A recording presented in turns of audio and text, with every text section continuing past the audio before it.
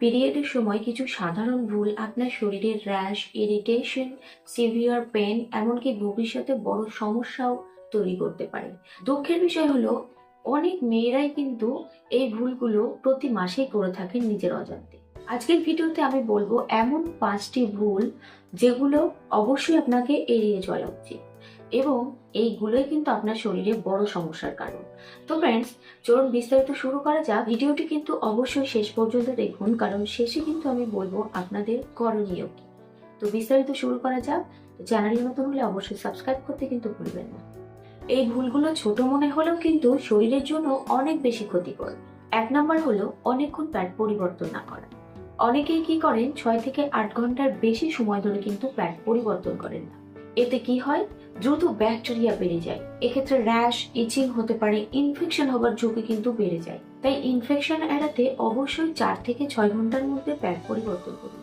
2 নম্বর ভুল হলো খুব কম পরিমাণ জল পান করা। যারা পিরিয়ডের সময় কম জল খান তাদের ক্ষেত্রে কি হতে পারে জানেন? মাথা ব্যথা, দুর্বলতা এবং বেশি ক্র্যাম্প, এই সমস্ত সমস্যাগুলো হতে পারে। তাই দিনে অন্তত 8 থেকে 10 গ্লাস জল পান করা উচিত। 3 নম্বর ভুল হচ্ছে পিরিয়ডের সময় জাঙ্ক ফুড খাওয়া। যারা অতিরিক্ত পরিমাণ তেলে ভাজা খাবার, soft drinks, chips, burger, pizza, অতিরিক্ত মশলাদার খাবার খান, তাদের ক্ষেত্রে কিন্তু অনেক রকম সমস্যা দেখা দেয়। এই সমস্ত জাঙ্ক ফুডে তেল ও লবণ বেশি থাকে, যা শরীরের জন্য ইনফ্লামেশন তৈরি করে এবং ক্রাম্প বাড়িয়ে দিতে পারে। এই খাবারগুলো হজম হতে সময় লাগে, তাই ব্লোটিং বা অস্বস্তি হতে পারে। এছাড়াও এই জাঙ্ক ফুডে কিন্তু পুষ্টিগুণ কম থাকে, তার জন্য শরীর দুর্বল বা ক্লান্ত হতে পারে। আর অতিরিক্ত চিনি বা ফাস্ট ফুড খেলেও কিন্তু মুড সুইং হয়ে থাকে। তাই পিরিয়ডের সময় কমলা, কলা, আপেল, বিভিন্ন ধরনের ফল, শাকসবজি, দই বা হালকা বা পুষ্টিকর খাবার খাওয়া উচিত। 4 নম্বর ভুল হচ্ছে পার্সোনাল হাইজিন না মেনে চলা। অনেকেই পিরিয়ডের সময় এই গুরুত্বপূর্ণ কাজগুলোকে অবহেলা করে।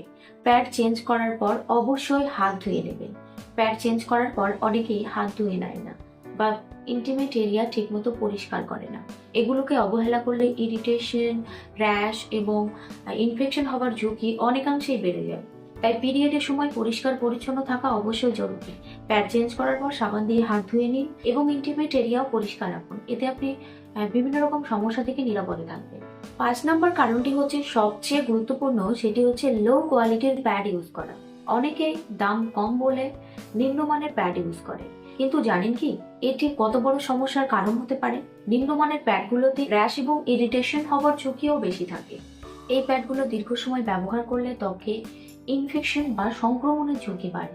ত্বকে জ্বালা বা চুলকানি হতে পারে। তাই পিরিয়ডের সময় ভালো মানের প্যাড ব্যবহার করা খুব জরুরি, যাতে আপনি সেফ এবং কমফোর্টেবল থাকতে পারেন। আমি personally Everteen period care double XL sanitary pad use করি। এটি 320 mm এক্সট্রা লং সাইজ, তাই হেভি ফ্লো দিনের জন্য ভালো প্রোটেকশন দেয়।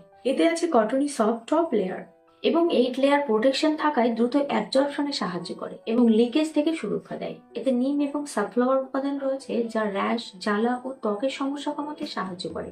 ডার্মাটোলজিক্যালি টেস্টেড হওয়ায় সেনসিটিভ স্কিনের জন্য নিরাপদ। এই প্যাডে রয়েছে ফাস্ট অ্যাবজর্পশন টেকনোলজি। তাই আমি বলবো পিরিয়ডের সময় ভালো কোয়ালিটির প্যাড ব্যবহার করা ভীষণ জরুরি। এই প্যাড নিতে চাইলে ডিসক্রিপশন বক্সে লিংক আছে, অবশ্যই আপনারা চেক আউট করেন। তাহলে আজকের ভিডিওতে পিরিয়ডের সময়ের যে 5টি ভুল সম্পর্কে জানলেন, আপনি এর মধ্যে কোনো ভুল কি করেন? অবশ্যই কমেন্টে জানান।